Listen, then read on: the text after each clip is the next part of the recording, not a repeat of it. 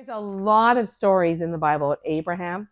There's a lot of stories about Jacob and Joseph, but there's not very many about Isaac. We do learn, we have some. Remember the one time that Abraham is going to sacrifice Isaac, we learn that Isaac was willing and obedient.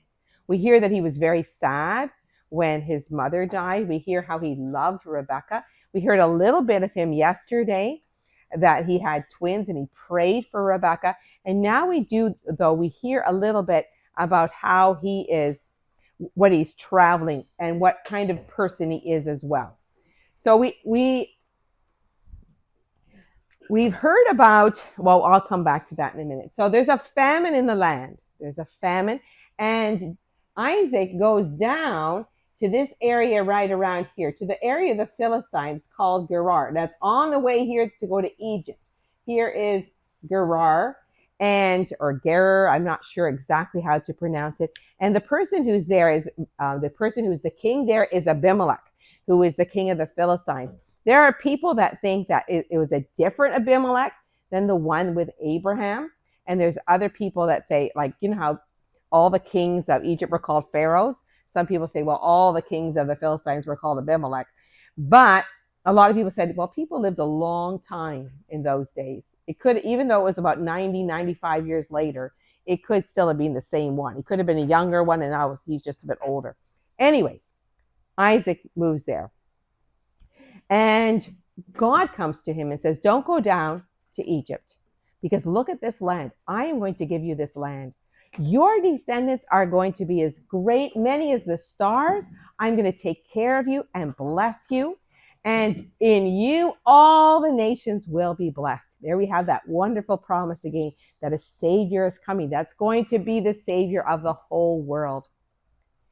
Well, he also said, and I'm doing this because of Abraham, because Abraham is my friend, and Abraham kept my charge. Abraham obeyed my commandments. Abraham obeyed my statutes and my laws. Isaac's wife, Rebekah, we know from others, it was very beautiful. And when the people asked Isaac about Rebekah, he said, oh, she is my sister. We've heard that before, haven't we? Sometimes the sins of the parents, then that the children will do as well. Could you please close your book? So he told the people that she was his sister because he was afraid, because he thought she's so beautiful that they're going to kill me.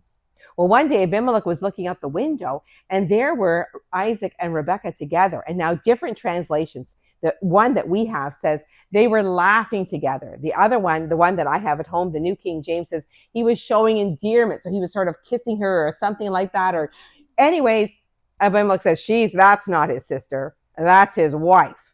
So he goes to Jacob and he says, why did you not tell me that she was your wife? She's obviously your wife. And Isaac said, I was afraid. I thought that the Lord, that you guys might kill me. And Abimelech says, what were you thinking? That was wrong of you. One of us might have taken her, and guilt would have been on us all. And then Abimelech says to all the men there, no one touch this man, and no one touch his wife, or you'll be dead. Anyways, Isaac sows some seed, and the Lord makes it just produce abundantly. He's able to sell it. He's able to get flocks and herds. He's becoming very wealthy.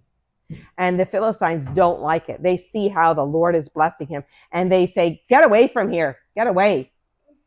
So he moves, and he moves to a different spot called the Valley of Gerar. And then he starts digging some of the wells that Abraham dug, his father Abraham dug. The Philistines had closed up all those wells. So he's looking for water. And so they're digging the wells, and they got to this beautiful spring of water. And then the Philistines, the people of Gerar, they come too, and they say, hey, no, that's our well. That well belongs to us. So then Isaac calls that well Isaac. Isaac means arguing. So then Isaac's servants start trying to find another spot, and they find another. They dig, and sure enough, they get a well.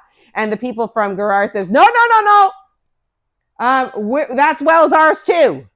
And so he calls it Sitna, which means, or Shitna, I think one of them, it means opposition, dispute. It means kind of like having an argument.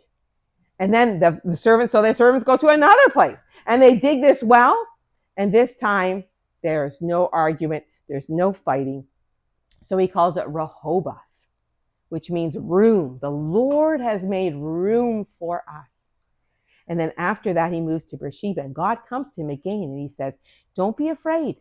I'm going to bless you, and I'm going to make you a great, great nation. And your descendants again are going to be a blessing to the earth.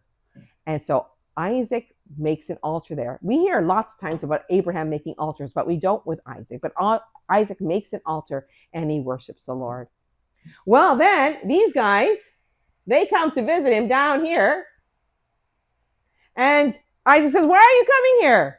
I thought you hated me. You told me to get away. They said, oh no, we have found out that the Lord is blessing you.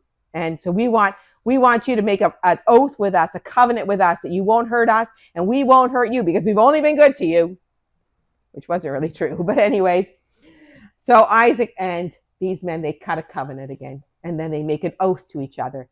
They say, we are going to be true friends. We're going to be true to our word.